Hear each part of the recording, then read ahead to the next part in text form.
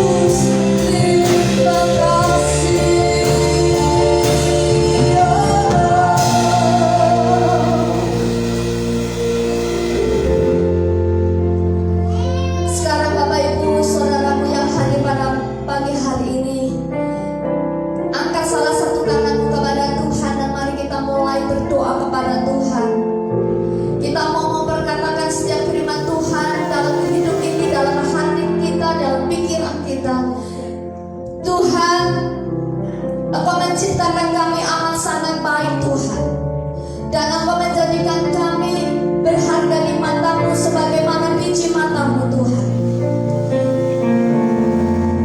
Ampuni kami Tuhan, kalau kami melawan perintah-Mu dengan kami memperkatakan diri kami jelek, memperkatakan kami buruk, memperkatakan kami tidak sanggup, memperkatakan segala kelemahan kami, dan lebih mendengar apa kata orang setiap serangan-serangan yang ditujukan kepada mentalitas kami Tuhan.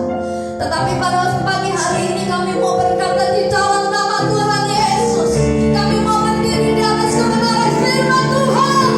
Kami tidak mau lagi dipengaruhi hidup setiap omongan kuasa kegelapan yang masuk dan telinga kami. Dan kami hanya mau mendengar kuasa salib-Mu, kami mau mendengar firman-Mu. Karena firman-Mu yang memberikan kehidupan dan kebenaran atas kami.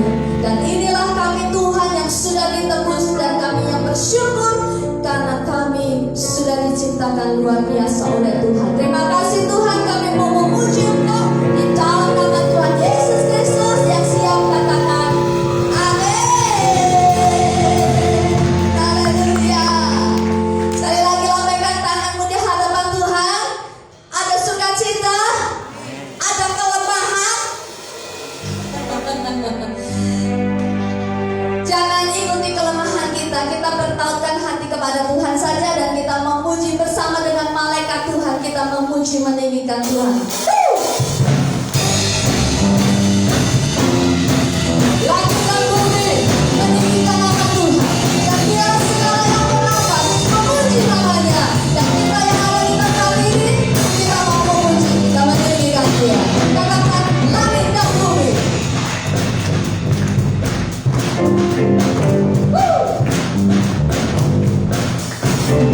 Langit dan bumi, pujilah Tuhan.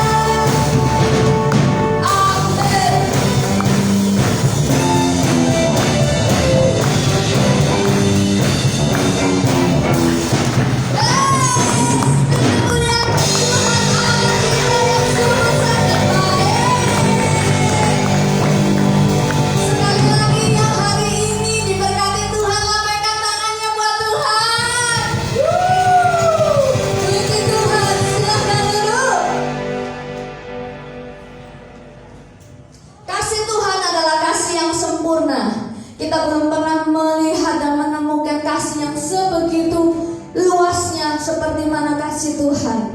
Dan kasih Tuhan itulah yang membebat setiap luka kita. Tuhan Yesus itulah yang memberikan kita ketenangan dan damai sejahtera.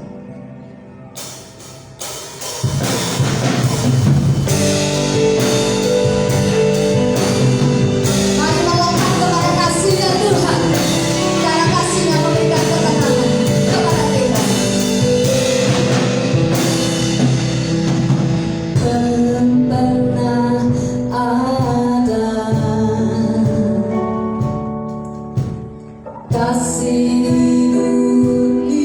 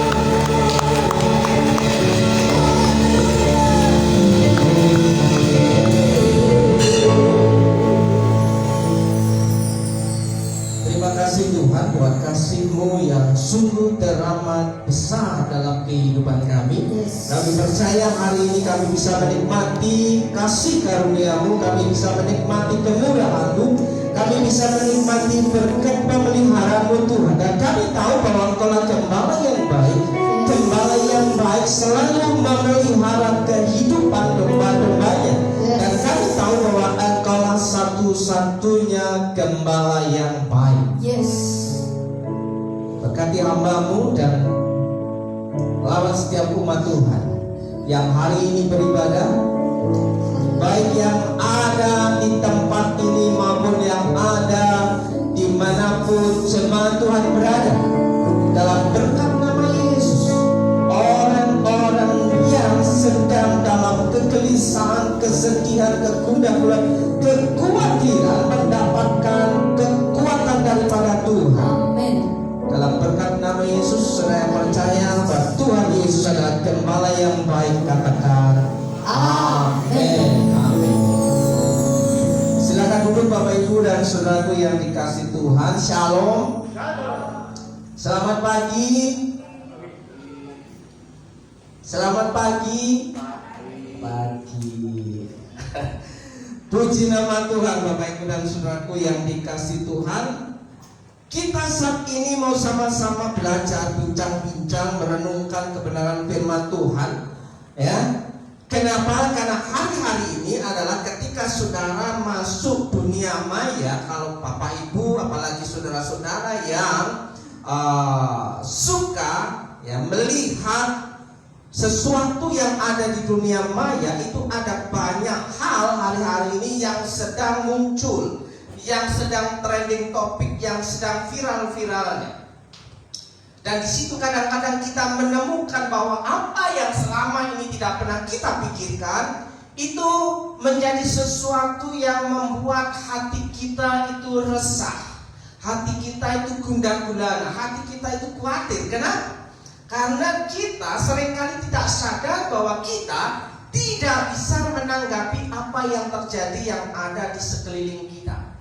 Ya, kekhawatiran itu ada karena kita tidak mampu mengatasi apa yang terjadi dalam kehidupan saudara dan saya, sehingga kehidupan kita mengalami kegelisahan yang terus-menerus. Ya, kenapa gelisah? Karena tidak bisa membaca, karena tidak bisa mensikapi. Ya, kalau coba saudara Bapak Ibu perhatikan, kenapa saudara mengalami kegelisahan? Jawabnya pasti saudara tidak tahu. Ya, kalau tahu, Bapak Ibu dan saudara tidak akan merasa gelisah karena tahu. Ya, karena tidak tahu menjadi gelisah, khawatir, ya, deg-degan, ya, teratap. Nah, saudaraku yang dikasih Tuhan, hari ini mengambil judul adalah masuklah melalui pintu, bukan jendela. Jadi masuklah melalui pintu, bukan jendela. Kenapa tidak masuk melalui jendela? Kenapa harus melalui pintu? Ya, biasanya Bapak Ibu saudaraku yang dibuat untuk sebuah rumah yang dibangun, yang kita perhatikan pintunya apa jendelanya? Ya. Memasang pintunya atau memasang jendelanya atau semuanya berbarengan? Nah, itu yang perlu kita renungkan hari ini. Kenapa ketika kita masuk ke sebuah rumah harus melalui sebuah pintu, bukan melewati jendela? Ya. Karena orang yang melewati jendela itu biasanya apa? Maling, ya. Tapi ada juga lewat jendela itu karena pintunya terkunci, ketinggalan kuncinya juga bisa. Ya. Ada seseorang yang sering fobia, ya, pintunya terkunci, ya sudah ya, itu adalah saya. Ya. Ketika keluar dari rumah, ya, selalu digoyang-goyang itu pintu. Sudah dikunci belum ya? Padahal sudah diputar celap-celap, ya kan? Padahal sudah dikunci, kunci sudah dikantongin. Tapi balik lagi, ya. Oh, sudah. Ketika sampai jalan juga begitu. Sudah dikunci belum gemboknya? Balik lagi. Ya. Siapa yang mengalami hal itu biasanya? Atau yang punya kendaraan, punya mobil? Ya. Ketika parkir dalam tempat parkir, Bapak Ibu dan Saudara sering mengalami, ya, sudah dipencet remote-nya sekali, ketika jalan dipencet lagi. Atau sudah ada remote-nya, ya, masih tarik-tarik handle-nya. Oh, sudah dikunci. Ya, itu biasanya fobia. Ya, fobia kunci. Ya. Tapi sesungguhnya apa yang membuat kita mengalami fobia? Fobia itu rasa takut yang berlebihan yang bisa menguasai pikiran kita. Seperti halnya kekhawatiran, seperti halnya kegelisahan, itu seringkali membuat kita memiliki rasa takut, Bapak Ibu yang dikasihi Tuhan. Nah, demikian juga para murid pada waktu itu, ya, pada masa-masa sebelum Yesus disalibkan dan mati, dan masa-masa sesudah Yesus mati, para murid Yesus pada waktu itu mengalami yang namanya ketakutan, kekhawatiran, kegelisahan, kesedihan. Karena apa? Merasa buntu pikirannya. Ya, karena harapannya kepada Yesus sebagai gurunya tiba-tiba musnah, lenyap, sirna. Ada harapan yang tidak tercapai di situ. Ya, Bapak Ibu dan Saudaraku yang dikasihi Tuhan, ketika harapan Bapak Ibu dan Saudara tidak tercapai, keinginan Bapak Ibu Saudara tidak tercapai, yang terjadi biasanya adalah kecewa, sedih, bisa jadi marah. Kenapa ini terjadi?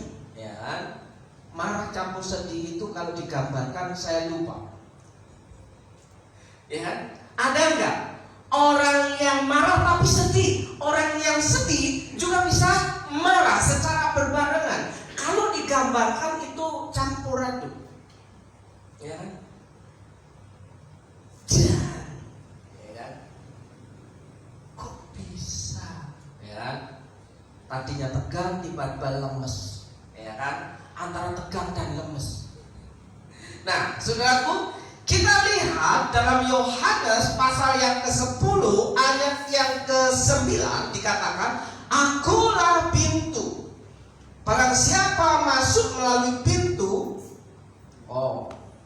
akulah pintu, barang siapa masuk melalui aku, ia akan selamat dan ia akan masuk dan keluar dan menemukan padang rumput. Ayat 10, pencuri datang hanya untuk mencuri dan membunuh dan membinasakan. Perhatikan baik-baik, pencuri itu, ya, kebiasaannya, keinginannya, motivasinya hanya untuk mencuri, untuk membunuh dan membinasakan. Aku datang supaya mereka mempunyai hidup dan mempunyai dalam segala kelimpahan. Bapak Ibu, hari ini saya ingin mengajak saudara berselancar untuk membaca nanti di rumah masing-masing, pelajari ulang, ya, Yohanes pasal 10 dan Yohanes pasal 14, dua pasal sekaligus. Ya. Tapi saya tidak akan baca semuanya, saya akan kutip ayat per ayat yang saya anggap ini penting untuk saya sampaikan, ya. Sesuai dengan masuklah melalui pintu, bukan jendela. Akulah pintu. Jadi di sini aku itu siapa? Tuhan Yesus. Saudaraku yang dikasihi Tuhan, Yesus Kristus itu, ya, sebutannya sangatlah banyak, bukan hanya satu. Yesus dikenal sebagai guru, Yesus dikenal sebagai Tuhan, Yesus dikenal sebagai Kristus, Yesus dikenal sebagai sahabat, Yesus dikenal sebagai Mesias, itu sama dengan Kristus. Ya, ada banyak ya. Kalau Bapak Ibu membaca di Yesaya pasal yang ke-9 ayat yang ke-5, dia dikenal sebagai Bapa yang kekal, dikenal sebagai penasihat ajaib, konselor, dikenal sebagai, wah, kalau disebutkan khotbahnya cuma menyebutkan nama-nama Yesus. Ya, saudaraku yang dikasih Tuhan. Jadi jangan heran kalau ada banyak orang di luar sana mengalami kebingungan. Siapa sesungguhnya Yesus itu? Katanya Yesus Tuhan, tapi kok dia dikatakan Yesus itu anak Allah, Yesus itu anak manusia, Yesus itu anak domba Allah. Banyak sekali sebutan yang disematkan, dikenakan untuk Tuhan Yesus. Jadi jangan heran kalau orang lain bertanya-tanya, kok nama Tuhanmu itu banyak? Nah, di sini dikatakan, akulah pintu. Bukan kalau begitu bisa dong menyebut nama Yesus itu pintu, gitu. Kan logika manusia begitu. Karena dia ngomong, akulah pintu. Orang lain akan dengan hukum logika matematikanya, jadi nalarnya yang nyampe hanya ke situ, dia akan berkata, boleh dong aku menyebut Tuhanmu itu pintu. Kalau ditanya begitu bagaimana Bapak Ibu? Kan Yesus sendiri bilang, berkata, akulah pintu. Berarti boleh dong aku menyebut Tuhanmu itu pintu. Akulah pintu. Bapak Ibu yang sudah bertahun-tahun menjadi orang Kristen tidak pernah memikirkan pertanyaan ini. Saya tadinya tidak pernah memikirkan hal ini, tapi karena ada banyak di sana yang sudah mulai vulgar, terang-terangan ya, mereka sedang mempertanyakan iman orang Kristen di tengah-tengah jalan, di pasar-pasar. Kalau Bapak Ibu tahu itu, Bapak Ibu akan gentar. Kenapa? Karena mereka sangat menguasai Alkitab, tapi tidak punya pengertian yang lurus. Mereka hafal perkataan-perkataan Yesus dan dia bertanya, dia akan menghubung-hubungkan dengan logika mereka, dengan logika matematikanya, 1 ditambah 1 ditambah 1 sama dengan 3. Betul kan? 1 ditambah 1 ditambah 1 sama dengan 3. Kalau ditanya, Tuhanmu itu ada berapa? 3 kan?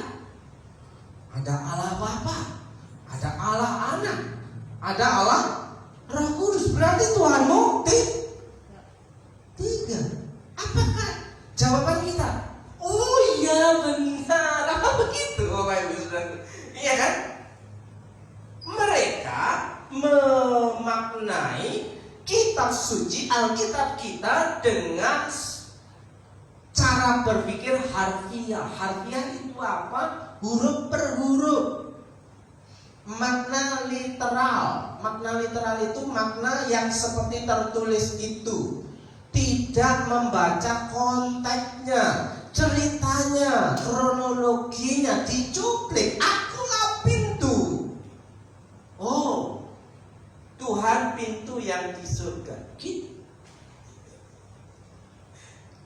Saya baru memikirkannya itu tadi malam. Saya mendapatkan, orang di luar sana bisa berpikir bahwa Tuhan kita itu pintu. Karena dia katakan, akulah pintu. Bagaimana menjelaskan hal ini? Jangan lupa baca kronologinya, baca ceritanya, baca perikopnya, dari atas sampai ke bawah, ke bawahnya lagi, atau dari atasnya lagi. Kita bisa tahu kenapa Tuhan Yesus berkata demikian. Ini adalah sebuah perumpamaan. Kalau Yesus, akulah gembala, kita menyebut Tuhan itu bisa berkata Jehovah Rohi. Allah itu gembala yang baik. Kalau dikenakan kayak ini, akulah pintu. Ya kan? Berarti Tuhan Allah itu pintu. Pintu kemana persoalannya?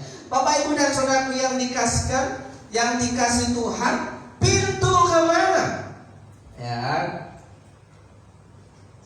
Ada yang berpikir bahwa orang yang santai, bahwa untuk surga itu urusannya domainnya Allah, domainnya Tuhan, hak prerogatifnya Tuhan, prerogatifnya Tuhan.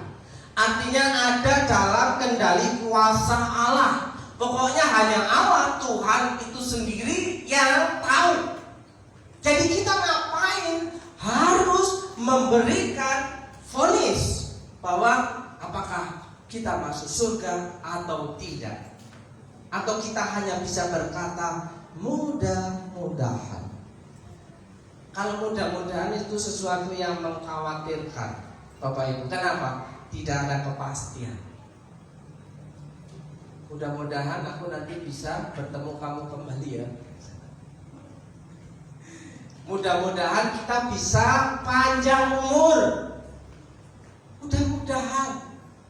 Tidak punya keyakinan yang pasti. Nah, saudaraku yang dikasih Tuhan, tapi hari ini kita mau belajar menyampaikan kebenaran firman Allah kepada orang-orang yang sedang bertanya kepada kita. Tidak menutup kemungkinan nanti ada orang di luar sana akan bertanya, berdiskusi dengan Bapak, Ibu, dan Saudara. Yang di sekolah-sekolah akan ada pertanyaan-pertanyaan yang akan dilontarkan, setelah itu mereka lari. Ya, pertanyaan itu dilontarkan, setelah itu mereka akan lari. Kenapa?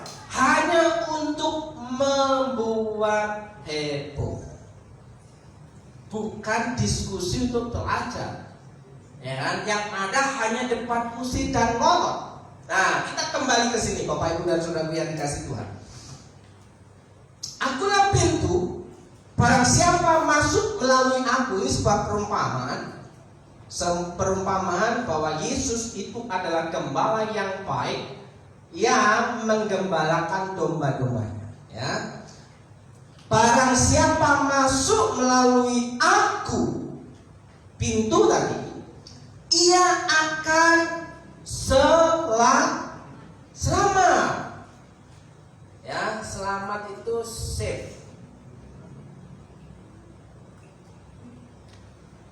Tersimpan aman. Ya kan? Terus dan ia akan masuk dan keluar dan menemukan padang rumput. Padang rumput bagi domba-domba adalah makanan yang dibutuhkan. Ya. Padang rumput berbicara tentang makanan yang dibutuhkan. Padang rumput berbicara tentang pemeliharaan Allah. Ya, sebagai gembala memelihara, mencukupi kebutuhan domba-dombanya. Nah, Bapak Ibu yang dikasih Tuhan, pertanyaannya demikian, ya. Kalau kita percaya kepada Yesus, kenapa aku masih menderita? Kenapa aku masih mengalami kekurangan? Kenapa aku masih mengalami ancaman? Kenapa aku masih mengalami hal-hal yang membuat aku susah, gelisah, khawatir, takut? Pasti ada sesuatu hal, ya. Ada sesuatu hal yang membuat kita itu memiliki masalah. Masalah itu tidak perlu diundang, biasanya datang sendiri. Ya, masalah itu tidak perlu diundang, biasanya datang sendiri. Apalagi kalau diundang, kita cari-cari masalah namanya. Ya, Bapak Ibu yang dikasih Tuhan. Nah, untuk menjawab itu kita perlu merenungkan, ya kan? Apakah kita masuknya melalui pintu atau melalui jendela. Katanya di situ barang siapa masuk melalui pintu, ia akan selamat, safety, ya kan? Keluar masuk, masuk dan keluar menemukan makanan. Keluar masuk itu di mana? Kan itu di kandang. Konteksnya keluar kandang, masuk kandang, ya kan? Masuk kandang, keluar kandang, menemukan makanan. Ya, keluar masuk ngemil. Ya kan? Keluar masuk rumah ngemil. Karena apa?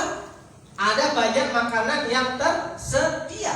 Ada padang rumput. Kalau Bapak itu membaca Mazmur pasal 23, ya, bahwa gembala itu akan membawa domba-dombanya ke padang rumput yang hijau. Di sini padang rumput, menemukan makanan. Perhatikan baik-baik.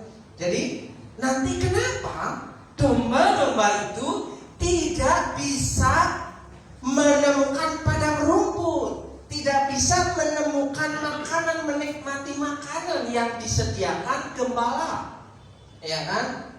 Ayat 10 dikatakan pencuri datang hanya untuk mencuri, membunuh dan membinasakan, ya kan? Karena lewat jendela, ya kan? Atau melalui pintu belakang, ya kan? Atau melompati tembok, ya kan? Nah, saudaraku yang dikasih Tuhan, ini hukum kesopanan katanya.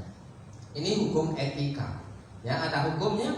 Kalau mau masuk ke rumah seseorang, masuklah lewat pintu, jangan lewat tembok. Itu hukumnya. Tapi kalau kita makan, ada hukumnya enggak? Bahwa kita makan itu harus pakai tangan kanan. Ada hukumnya enggak? Ada aturannya enggak? Kalau masuk ke sebuah rumah, kita melewati pintu itu harus kaki kanan dulu yang harus melangkah. Ada enggak aturannya di Alkitab? Enggak ada. Ya. Tapi di luar, kalau masuk sebuah rumah, ya masuk duluan ke dalam rumah adalah kaki kanan. Tapi kalau kaki kiri duluan, masuk ke rumah mundur dulu. Bapak itu yang punya latar belakang dari sono, dari sebelah, ya, bahwa itu ada aturannya. Makan harus pakai tangan kanan. Kalau tangan kanannya putul, kalau tangan kanannya nggak ada jarinya, apakah harus pakai tangan kanan? Kalau kakinya buntung, apakah harus pakai kaki kanan untuk masuk sebuah rumah? Tidak bisa. Itu hanya masalah fakta yang ada dalam kehidupan kita. Ya kan? Coba Bapak Ibu, kalau orang kidal pakai tangan kanan apa tangan kiri? Kiri. Berarti orang kidal tidak boleh beribadah kalau ada hukumnya tangan kanan dan tangan kiri. Betul? Ya. Karena tangan yang punya kehormatan tangan kanan. Perhatikan baik-baik kalau Bapak Ibu Saudara membaca Amsal, doa untuk orang ulang tahun, ya, bahwa kiranya Tuhan memberkati saudara di tangan kanan apa? Kalau yang biasa doa atau nyanyi panjang umurnya, tangan kanan apa kita? Panjang umur. Pada lupa semua. Kehormatan, tangan kanan kehormatan, tangan kiri kekayaan.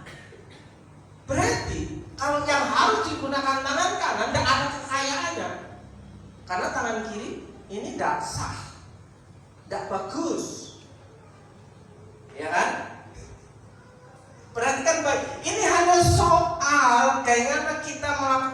gerak dan kehidupan, tidak memasuki ranah apakah kita diperkenan Tuhan atau tidak. Bapak Ibu yang dikasih Tuhan, bagaimana dengan orang-orang cacat untuk bisa menghadap Tuhan, yang tidak punya tangan, tidak punya kaki?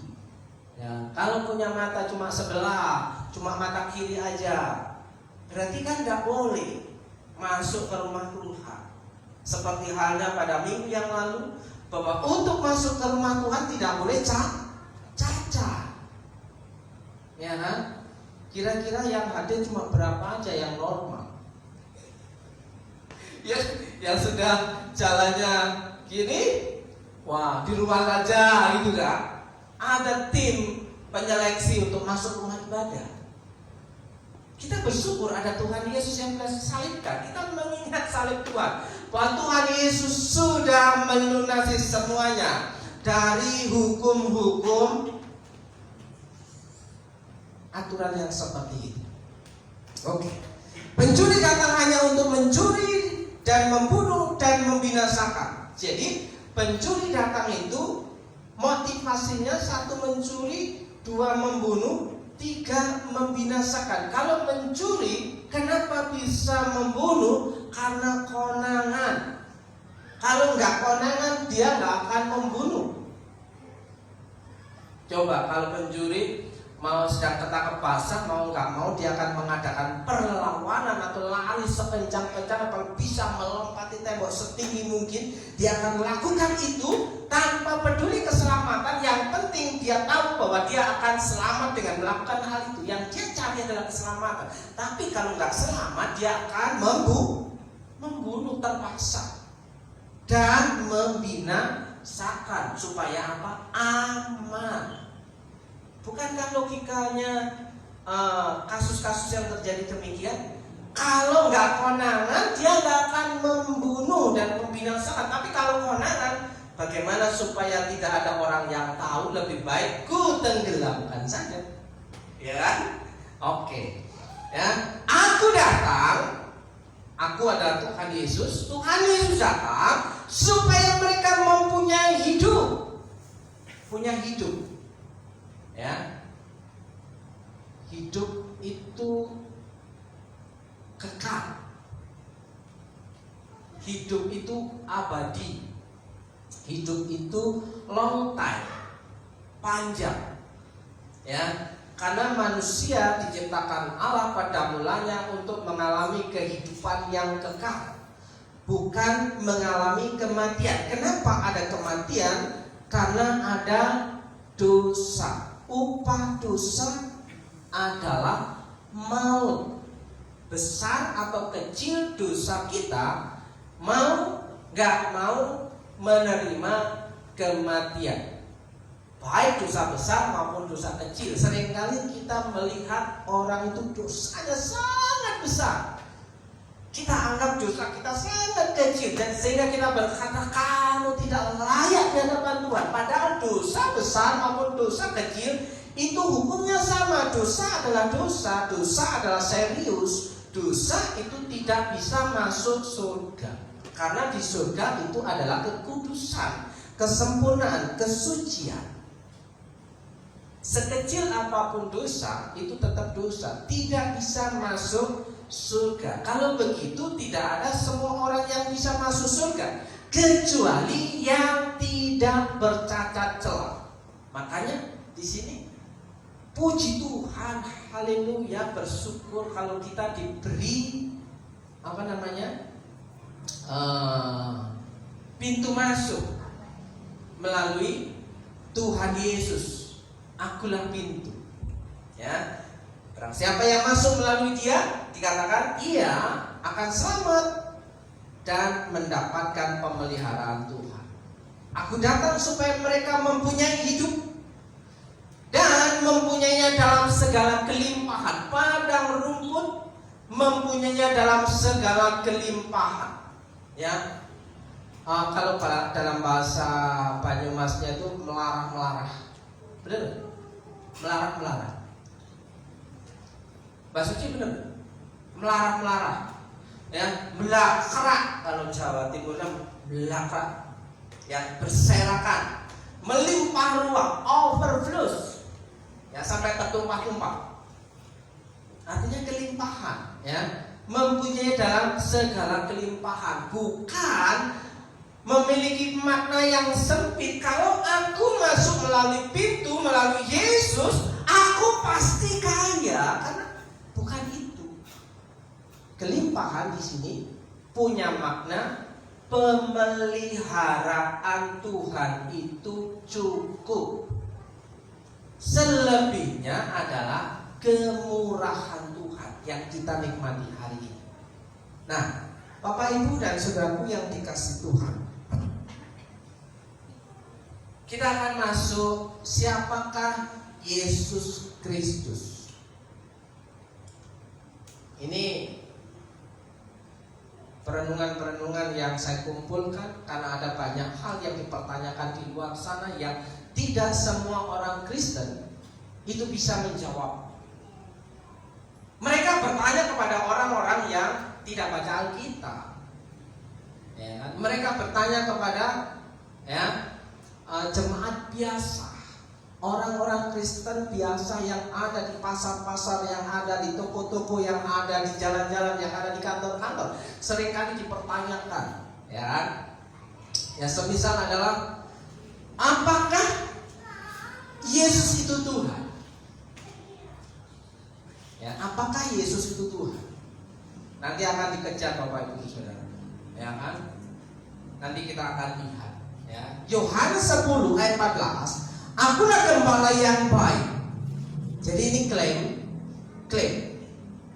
itu apa? Klaim itu apa maksudnya? No, orang asuhan sih. Klaim, ya. Klaim itu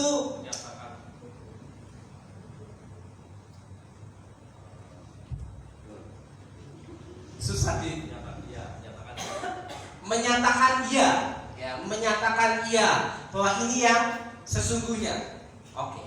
Jadi Yesus memberikan klaim bahwa dialah gembala yang baik. Dan aku mengenal domba-dombaku dan domba-dombaku mengenal aku. Sampai di situ Bapak Ibu dan Saudara, pertanyaannya yang tadi di atas adalah mengapa domba-domba ada yang tidak bisa makan kenyang? Kalau kita melihat klaim Tuhan Yesus di ayat 14 bahwa aku mengenal domba-dombaku, domba-dombaku mengenal aku. Kalau Tuhan pasti mengenal kita. Tapi pertanyaannya, apakah kita mengenal Tuhan? Sering bertanya enggak? Ya. Kadang-kadang ragu enggak? Tuhan itu ada enggak sih? Lihat saudara, Tuhan itu ada enggak sih? Ya. Ketika kita berdoa, Tuhan, tolonglah aku. Ada banyak orang menghina aku, ada hanya orang menghimpit aku, ada banyak orang menantang aku, ada banyak orang membuat aku gelisah dan khawatir. Tuhan tolonglah aku. Tapi faktanya kita masih mengalami yang namanya tekanan, ya kan? Apakah kita berani menunjukkan saya Kristen? Ya, ibadahnya di GBS depan mur. Ya, apakah kita dengan lantangnya bisa berani? Tadi kalau ditanya terus diajak diskusi, ya kan? Apakah kita siap? Itu pertanyaannya, ya. Seperti halnya, apakah kita benar-benar mengenal gembala kita? Apakah kita mengenal Tuhan kita sehingga kita bisa percaya bahwa aku bisa masuk surga, satu-satunya jalan harus melalui pintu itu, melalui gembala itu, melalui Tuhan Yesus itu, supaya bisa masuk. Ya, karena kita ada orang dalam. Kalau ada orang dalam biasanya urusan lancar, ya kan? Orang dalam surga itu siapa yang pernah turun ke dunia? Ya, bisa membawa kita untuk masuk kembali ke surga. Hanya orang oknum pribadi yang dari surga yang bisa membawa kita ke surga. Kalau orang yang belum pernah ke surga, dia akan berkata mudah-mudahan nanti bisa masuk. Antri enggak? Antri enggak? Ya nggak tahu. Terus nomor antriannya berapa? Anak kira Bapak Ibu, ya, bahwa nomor antrian aja dikorupsi. Ya, nomor antrian aja untuk kita masuk ke dalam sebuah kantor aja bisa dikorupsi.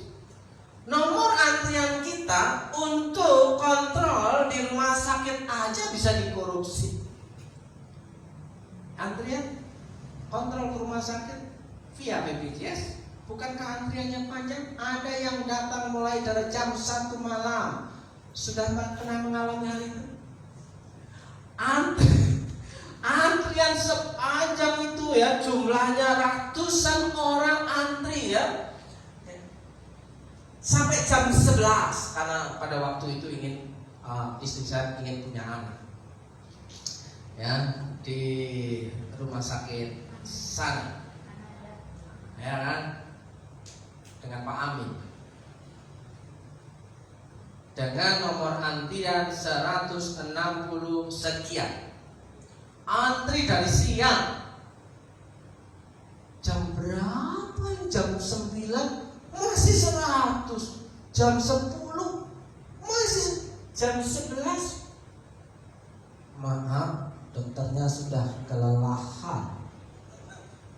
Dilanjutkan besok lagi. Sudah antrinya panjang, makan waktu yang lama demi harapan yang tidak tercapai. Ya udah, artinya hanya cukup sekali itu antrinya. Besok-besok nggak datang lagi. Ya, itu hanya soal antrian. Kalau ke surga harus antri enggak? Kalau ke surga itu bisa via jalan lain enggak? Bapak Ibu kalau mau mendalami sesuatu yang serius harus bisa melihat kanan kiri depan belakang. Ya, kalau di tempat lain harus bisa melalui via neraka, ya, melalui jalan neraka baru nanti pindah ke surga, ya, atau bisa langsung divonis di tempat pengadilan. Tapi kebanyakan ya masuk via neraka. Kalau di neraka bisa bertobat, bisa nggak di neraka bertobat? Masih bisa atau sudah terlambat? Kalau di Alkitab jawabnya sudah terlambat. Tidak ada lagi pertobatan di neraka. Makanya orang Kristen tidak boleh mendoakan orang yang sudah meninggal. Karena orang yang sudah meninggal bukan domainnya kita. Itu sudah domainnya Allah. Jadi tidak bisa supaya yang sudah meninggal kita doakan, hasil doa kita supaya dia membuat masuk surga. Untuk bisa masuk surga harus melalui satu pintu. Ya, percuma mendoakan orang yang sudah meninggal bagi kepercayaan orang Kristen. Jadi Bapak Ibu, gak usah diulangi lagi. Kalau orang tua kita sudah meninggal, anak kita sudah meninggal, saudara kita sudah meninggal, tidak perlu lagi didoakan supaya bisa masuk surga. Tidak bisa transit dulu ke neraka langsung pindah ke surga. Alkitab mengajarkan demikian, ya kan? Nah, Bapak Ibu harus melalui satu pintu yang namanya Yesus Kristus. Ya, di sini domba-dombaku mengenal aku. Pertanyaannya nanti, apakah kita benar-benar mengenal Tuhan sama seperti Bapa mengenal aku dan aku mengenal Bapa? Ini sudah menjadi kalimat yang menjadi pertanyaan yang susah dijawab. Ya, sama seperti Bapa mengenal aku itu Yesus, Bapa itu Allah. Ya, dan aku mengenal Bapa, dan aku mengenal Bapa. Yesus mengenal Bapa. Loh, katanya Yesus Tuhan. Kok ada dua pribadi? Bagaimana menjawabnya?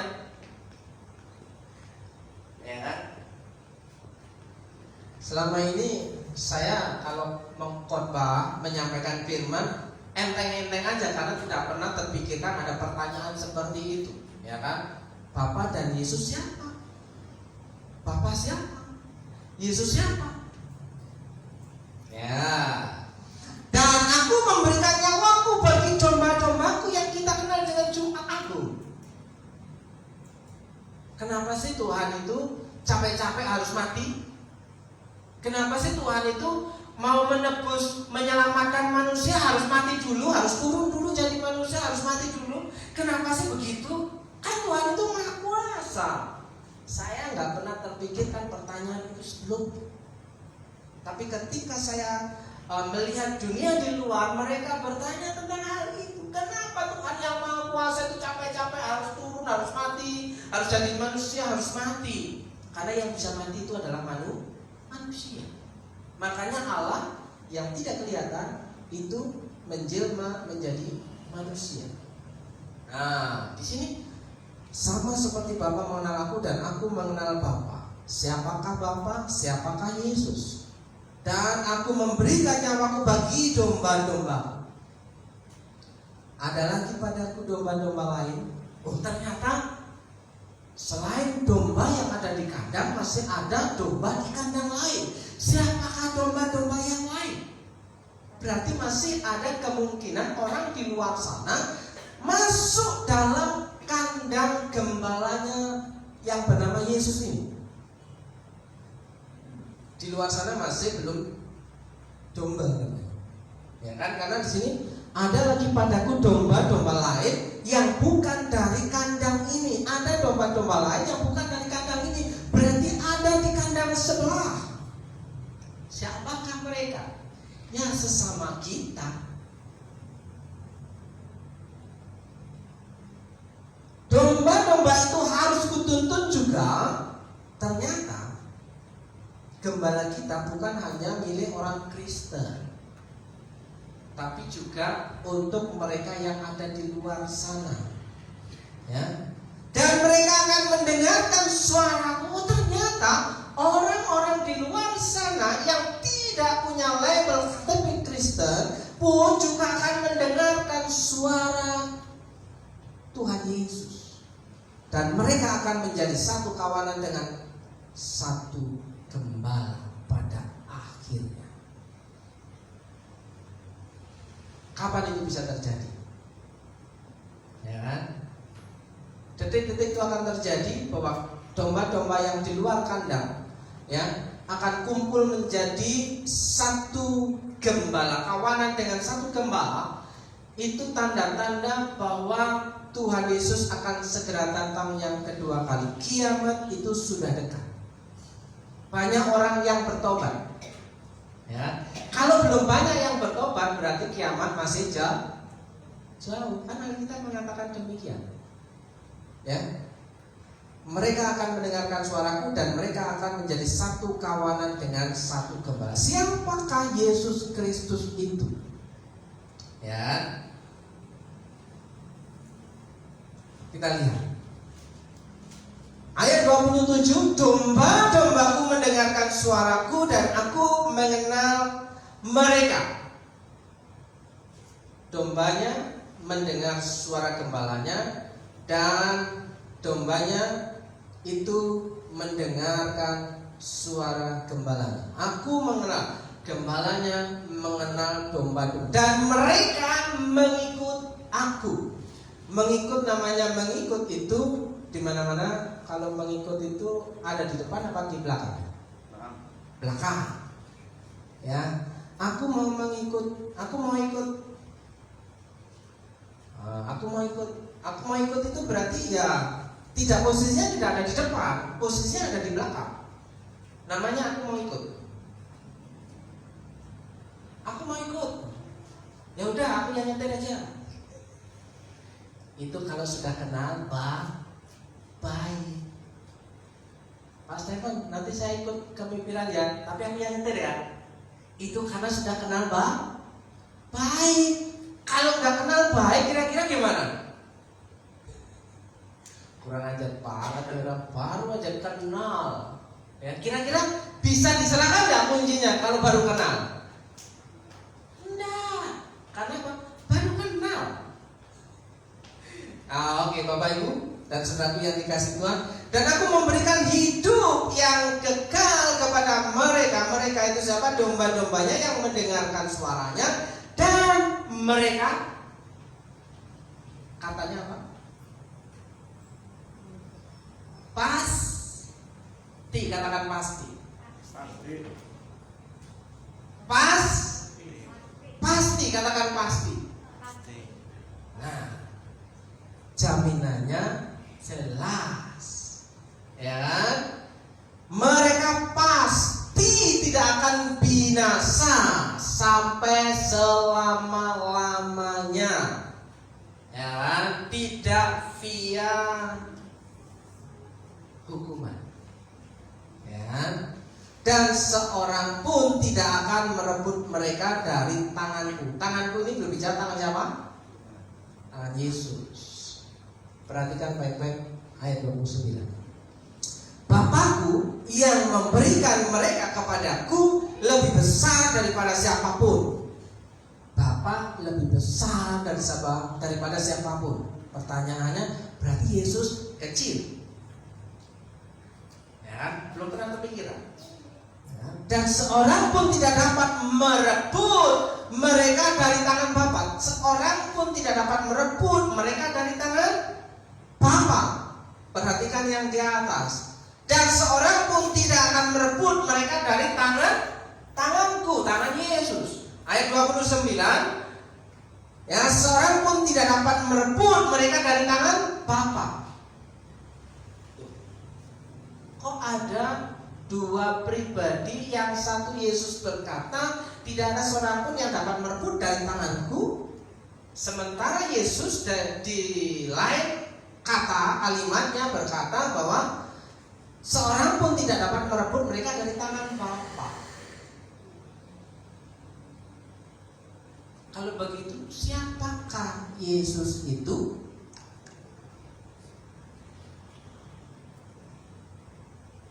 Yesus berkata, siapapun tidak dapat merebut mereka dari tanganku.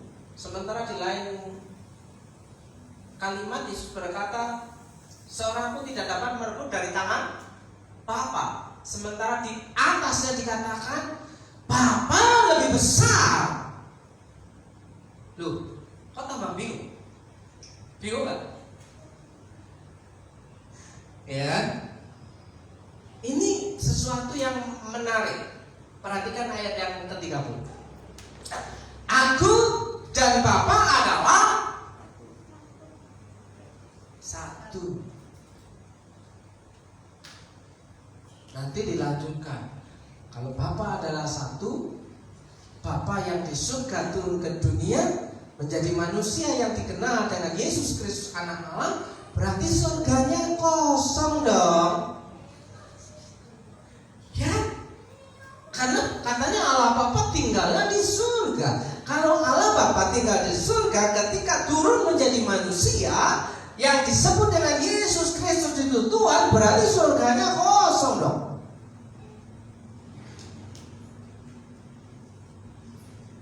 Perhatikan baik-baik Bapak Ibu, ini logika dunia.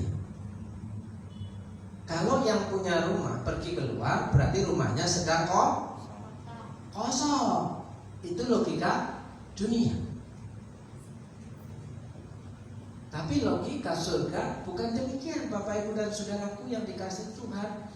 Allah ya dikatakan bahwa bumi adalah tumpuan kakinya. Bumi itu tumpuan kakinya. Kata yang dikutip oleh Daud. Ketika Daud membuat bait Allah untuk Tuhan, Allah katanya, Tuhan mau dikandangi. Katanya apa? Inilah rumah tinggal Allah. Tuhan yang maha besar mau dikandangi di bait Allah. Apakah begitu? Pertanyaannya. Karena inilah rumah tinggal Allah, bait Allah, rumah Allah. Engkau akan menetap di sini, di tempat ini. Dalam kalau perenungan hari-hari ini di dua hari demikian, Bapak Ibu. bergumul untuk menyampaikan ini. Karena apa? Karena ini sesuatu yang rumit, sulit. Kenapa? Ada banyak orang yang tidak bisa paham. Kenapa? Karena kurang membaca Alkitab, kronologi dari kejadian sampai wahyu. Ya, oleh sebab itu di sini aku dan Bapa adalah satu. Aku dan Bapa adalah satu. Makanya ketika tidak ada seorang pun yang dapat merebut mereka dari tanganku, selanjutnya Yesus berkata tidak ada seorang pun yang dapat merebut dari tangan Bapa. Berarti di sini dikasih kesimpulan, Yesus ngomong, Yesus memberikan deklarasi, klaim bahwa aku dan Bapa adalah satu. Maka ini sudah ditolak oleh orang-orang Yahudi pada waktu itu. Wah, ini penghujatan. Ini sudah penghujatan. Orang-orang Yahudi pada waktu itu, pemuka-pemuka agama sudah mau mengambil batu dan mau melempari Yesus dengan batu. Kenapa? Sudah menghujat Allah. Dia ngaku-ngaku Allah.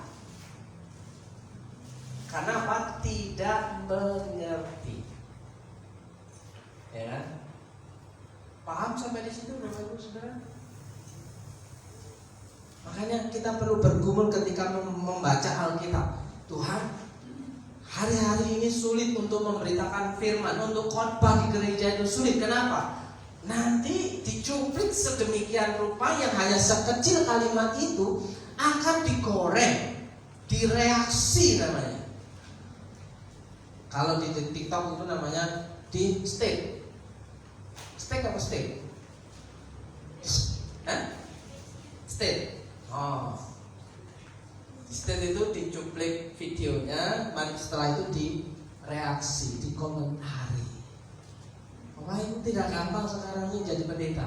Kenapa? Harus banyak bergumul dan belajar, bergumul dan belajar. Kenapa? Yang disampaikan itu akan didengar oleh orang di luar sana yang bukan ada di kandang ini. Nah, aku dan Bapa adalah satu. Terus kemudian nanti kan pada akhirnya Tuhan Yesus mengutus penghibur, Tuhan Yesus mengutus Roh Kudus. Bagaimana ceritanya? Jelas, Allah Bapa yang di surga menjelma menjadi manusia dalam daging, dalam manusia melalui perawan Maria. Nanti Bapak Ibu akan mendapatkan pertanyaan. Kok Tuhan dilahirkan melalui wanita? Ya. Nah, itu pertanyaan yang lain lagi. Ada banyak pertanyaan-pertanyaan yang mengguncang orang Kristen hari-hari ini. Ya kan? Nah, menjadi manusia yang kita kenal dalam Yesus Kristus. Yesus mati, disalibkan, dia dikuburkan, bangkit pada hari yang ketiga, dia kembali kemana?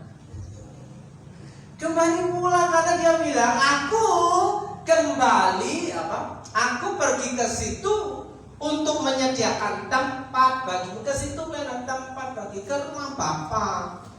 Loh, kok kembali lagi ke rumah Bapa? Kan tadi bilang, aku dan Bapa itu adalah satu. Sebenarnya untuk menggambarkan Allah yang tidak kelihatan menjadi kelihatan. Karena apa, Bapak Ibu yang dikasih Tuhan? Kalau manusia ketemu dengan Tuhan Allah Bapa, pastilah mati. Ya kan?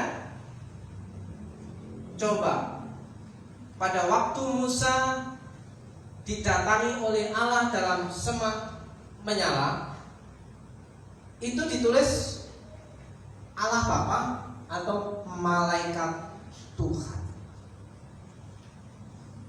Ditulis malaikat dalam huruf besar, Tuhan dalam huruf besar. Tidak Tuhan langsung yang datang. Kenapa? Karena Alkitab mengatakan manusia yang melihat Allah, dia pasti mati. Supaya tidak mati, maka Allah menemui manusia dalam rupa-rupa yang lain, dalam api disemak duri, ya kan? Ketika Allah datang menemui Yakub bergumul dengan Allah. Apakah iya Yakub bergumul dengan Allah? Kan yang datang itu dalam rupa malaikat Tuhan. Kalau langsung dengan Allah pasti mati. Coba kalau hari ini tiba-tiba Tuhan datang, plok, tanpa perantara, kita semua di ya kan? Makanya supaya tidak mati, Allah datang ke dalam dunia menjadi manusia yang disebut Yesus Kristus. Allah yang tidak kelihatan menjadi kelihatan. Dia kembali kepada yang tidak kelihatan lagi, sehingga dia mengutus Roh Kudus. Roh Kudus itu siapa? Ya dia lagi. Dia lagi, kan gitu kan? Siapa bilang sih Tuhannya orang Kristen 3? Satu aja lah. Paham sampai di situ? Oke. Bapak Ibu yang dikasih Tuhan, masih bertahan sampai di situ? Sudah memakan waktu banyak. Oke, kita percepat. Yesus menggenapi misi Bapa. Yohanes pasal 10 ayat 37. Jikalau aku tidak melakukan pekerjaan-pekerjaan Bapa, janganlah percaya kepadaku. Ya kan? Tetapi jikalau aku melakukannya dan kamu tidak mau percaya kepadaku, percayalah akan pekerjaan-pekerjaan itu, supaya kamu boleh mengetahui dan mengerti bahwa Bapa di dalam aku dan aku di dalam Bapa. Tidak ada dua, satu. Aku di dalam Bapa, Bapa di dalam aku. Bapa dan aku adalah satu. Hanya untuk menggenapkan supaya ketika Allah Bapa itu turun ke dunia, manusia tidak mati maka menjadi manusia. Yang bisa mati itu adalah manusia. Makanya Bapa menjadi manusia. Aku dan Bapa adalah satu. Ya, Bapa di dalam aku dan aku di dalam Bapa. Ya, percaya kepada Yesus. Janganlah gelisah hatimu. Percaya kepada Allah, percaya kepada aku. Kembali kepada pertanyaannya, percaya kepada Allah. Yesus ngomong percaya kepada Allah dan percayalah juga. Berarti dua lagi dong. Tetap satu. Orang yang mau percaya kepada Bapa cukup percaya kepada Yesus. Di rumah Bapakku banyak tempat tinggal, ya kan? Jika tidak demikian, tentu aku mengatakannya kepadamu, sebab aku pergi ke situ untuk menyediakan tempat bagimu. Siapa yang prepare tempat? Yang prepare tempat ya yang punya tempat, yang punya properti, ya kan?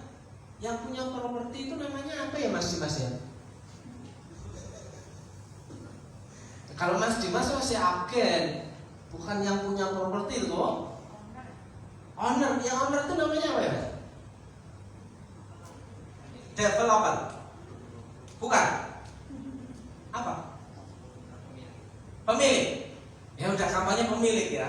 Pemilik properti. Pemilik properti surga segera mempersiapkan. Kita punya pemandangan, jadi nggak usah khawatir. Kita tinggal ikut aja di belakangnya, ngintil aja. Ya, kalau yang lain ya ngintil apa? Mau ikut? Tunggu dulu. Ya, harus melalui syarat dan ketentuan dulu. Ya, maka kamu bisa. Wah, aku memang kenal kok, ya gitu. Lah aku harus ya kenal dulu, baru ngikut belakang saya. Kan gitu kan? Sebenarnya simpel Bapak Ibu dan Saudara yang di rumah Bapakku banyak tempat tinggal. Jika tidak demikian, tentu aku mengatakannya kepadamu, sebab aku pergi ke situ untuk menyediakan tempat bagimu. Dan apabila aku telah pergi ke situ dan telah menyediakan tempat bagimu, aku akan datang kembali dan membawa kamu ke tempatku. Dia nanti akan datang kembali. Dikatakan apa itu? Dan membawa kamu ke tempat. Yang membawa kita dari dunia ini ke tempatnya itu pemiliknya sendiri. Jadi kita tinggal ikut saja. Ya, bonceng. Ya, kalau saudara suami istri tidak bisa bonceng suami, tidak bisa bonceng istri, harus bonceng langsung Tuhan Yesus. Tuhan Yesus itu sabdanya panjang. Boncengannya, ya. Oke. Dan apabila aku telah pergi ke situ dan telah menyediakan tempat bagimu, aku akan datang kembali dan membawa kamu ke tempatku, supaya di tempat di mana aku berada, kamu pun berada. Di mana Tuhan ada, aku ada. Jangan dibalik. Di mana aku ada, Tuhan ada. Benar juga. Immanuel. Allah selalu beserta kita. Ya kan? Di mana Tuhan ada, mau kemanapun, di situ surga. Ya, kan katanya Tuhan, bumi ada tumpuan kakinya. Di mana pun Tuhan ada, itu surga. Gak pernah tuh, surga itu kosong. Nah, nyampe sampai situ. Kemana aku pergi, kamu tahu jalan ke situ. Nah, si Thomas, tunjukkanlah jalan itu padaku Tuhan. Aduh Thomas, kenapa kamu gak ngerti sih? Aku kan sudah ngomong, ya kan? Akulah pintu. Nah, di situ Thomas ngomong, Tuhan, kami tidak tahu kemana aku pergi. Jadi bagaimana? Thomas, sudah lama kamu menyuruh, sudah 3 tahun setengah kamu ingat aku, tapi kamu gak ngerti, gak kenal aku juga. Gimana Thomas? Ya, apa kata Yesus? Akulah jalan dan kebenaran dan hidup.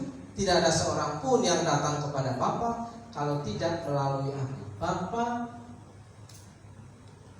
dan aku adalah satu. Aku dan Bapa adalah satu. Akulah jalan dan kebenaran dan hidup. Tidak ada seorang pun yang datang kepada Bapa kalau tidak melalui pintunya. Aku Yesus Kristus Tuhan. Sekiranya kamu mengenal aku, pasti kamu juga mengenal Bapakku. Nggak usah membayangkan nanti Filipus berkata, tunjukkanlah Bapa itu kepadaku. Mati Filipus. Ayat di bawahnya, Filipus ngomong, tadi Thomas, jalan kemana sih Tuhan? Ganti Filipus. Ternyata murid-murid Yesus gak apa-apaan juga. Tunjukkan Bapa itu pada mati nanti. Makanya Bapa ada dalam pribadi Yesus supaya tidak mati ketika melihat Bapa. Aku dan Bapa adalah satu. Sekiranya kamu mengenal aku, pasti kamu juga mengenal Bapakku. Sekarang ini kamu mengenal Dia dan kamu telah melihat Dia. Paham? Jadi sudah clear. Orang yang bisa melihat Bapa hanya Yesus katanya. Kalau kita melihat Bapa, kita pasti mati. Karena kita masih berdosa. Oke, kesimpulannya demikian Bapak Ibu yang dikasih Tuhan. Akulah jalan dan kebenaran dan hidup. Hanya melalui pintu yang sudah disediakan kita boleh selamat. Saya mengundang kreasi pemain musik maju ke depan.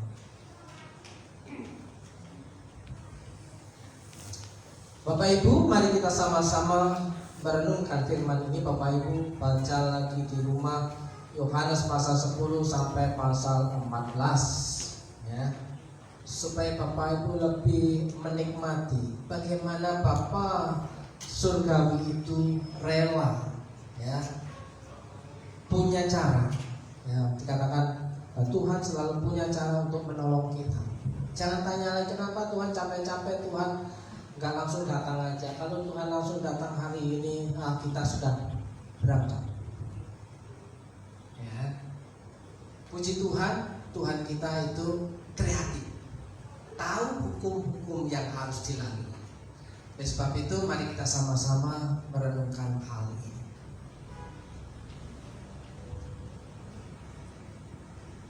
Bapa, Engkau sungguh baik.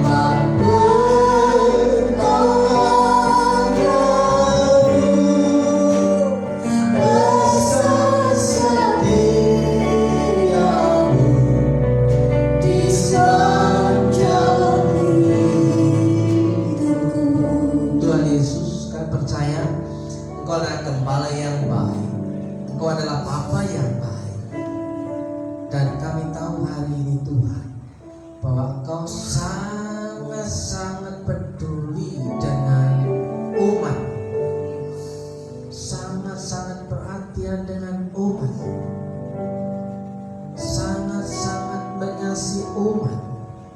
Dan hari ini kami mau menjadi umat Tuhan, seperti domba-domba yang mendengarkan gembala, seperti domba-domba yang sedang mengikut gembala. Kami rindu Tuhan, Engkau ada selalu dalam setiap musim kehidupan kami. Seringkali kami tidak sadar bahwa Engkau bersama-sama dengan kami. Kami seringkali merasa takut, khawatir, gelisah. Namun hari ini kami tahu bahwa Engkau adalah gembala yang baik. Terima kasih Bapa. Kami percaya pertolongan-Mu tidak pernah terlambat.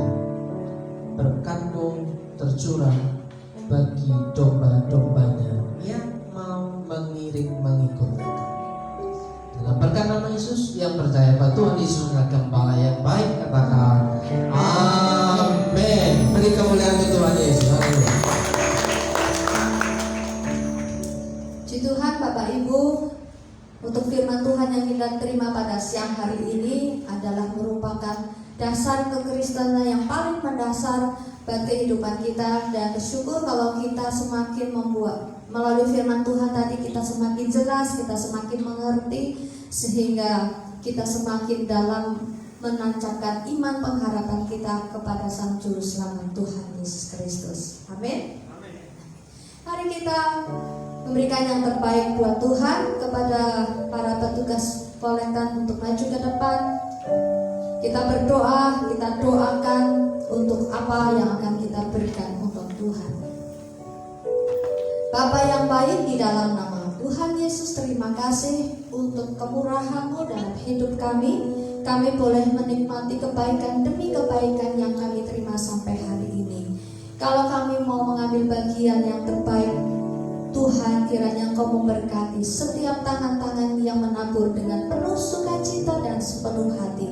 Tuhan mengerjakan yang terbaik di kehidupan kami, agar hidup kami selalu memuliakan nama-Mu. Dalam nama Tuhan Yesus Kristus, kami siap memberi yang terbaik. Haleluya. Amin. Kasih-Nya seperti sungai, kasih-Nya seperti sungai, kasih-Nya seperti sungai di hatiku,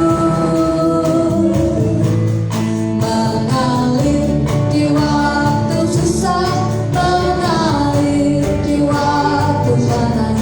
Kasih-Nya seperti sungai di hatiku, berkatnya seperti sungai.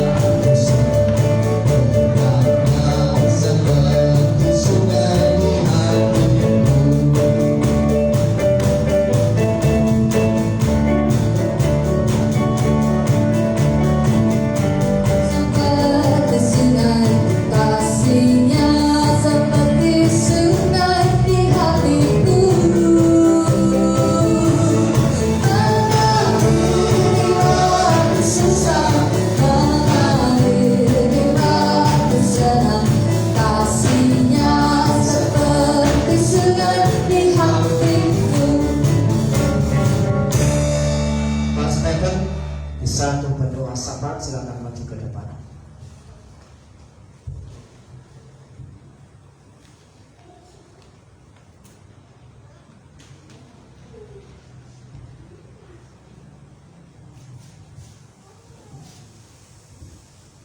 Ada yang mau didoakan?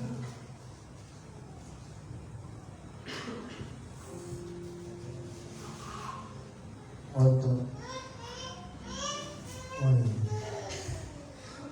Mas Stephen dan Mbak Titi silakan maju ke depan. Maaf, saya ambil lagi.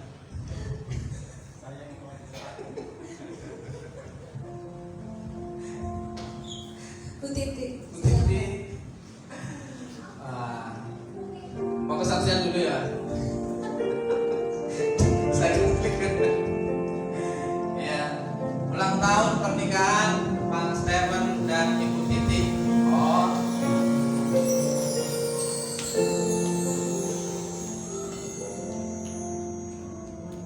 Tanggal 15 kemarin saya genap 24 tahun kami menjalin pernikahan. Tahun depan berarti sudah masuk ke perak ya Pak ya? Iya, 25 perak ya. Ini baru 24. Puji Tuhan, saya dikaruniai anak 3, yang 2 cowok, 1 cewek. Puji Tuhan. Terima kasih, mohon dukungan doa untuk terus kami menjalani keluarga dengan damai sejahtera dari Allah Bapa. Bu Titi belum ngomong loh. Malu kayaknya ya. Hari ini masih musim malu Titi. Ya. Mari kita sama-sama bangkit berdiri Bapak Ibu dan Saudara sebelum kita mengakhiri bagi kita berdoa untuk keluarga pasangan muda Bapak Stephen dan Ibu Titi. Muda baru 24 tahun usia pernikahan. Ya, mari kita sama-sama berdoa. Tuhan Yesus, pada hari ini kami berdoa untuk pasangan keluarga Bapak dan Ibu Stephen dan Ibu Titi. Kiranya Tuhan memberkati keluarga rumah tangganya. Tuhan memberkati dengan damai, sejahtera dan sukacita, kesehatan dan sentosa. Pemeliharaan Tuhan terjadi dalam kehidupannya. Semakin hari semakin mengenali satu dengan yang lain bahwa Tuhan ada dalam kehidupan mereka. Tuhan berkati rumah tangganya, berkati anak-anaknya, berkati pekerjaan-pekerjaannya. Dalam berkat nama Tuhan Yesus Kristus kami berdoa dan mengucap syukur. Bapa di surga, hari ini kami juga berdoa buat saudara-saudara yang lain. Berdoa untuk kesehatan Nathan dipulihkan. Berdoa untuk kesehatan Bu Darsono dipulihkan. Berdoa untuk kesehatan Bu Suryati, Bu Cinto, Bu Giarto, Pak Giarto. Tuhan pulihkan kesehatannya sehingga semakin hari dapat menikmati berkat kemurahan Tuhan di hari-hari tuanya. Untuk Bu Slamet dan Pak Slamet, untuk Pak Kuncoro, untuk Bu Trisno, Tuhan juga pelihara kehidupan mereka. Biarkan dalam masa Tuhan dapat menikmati kegembiraan, sukacita dan damai sejahtera Tuhan, kesehat dan ada dalam pemeliharaan. Kami tahu Tuhan, hari ini kami memiliki gembala yang baik, yang kami kenal dalam satu nama, Tuhan kami Yesus Kristus, yang menjaga, memelihara kehidupan kami. Terima kasih Tuhan Yesus, terima kasih Tuhan Yesus. Bapak Ibu dan Saudaraku yang dikasihi Tuhan, mari kita pulang dengan menerima berkat firman Tuhan.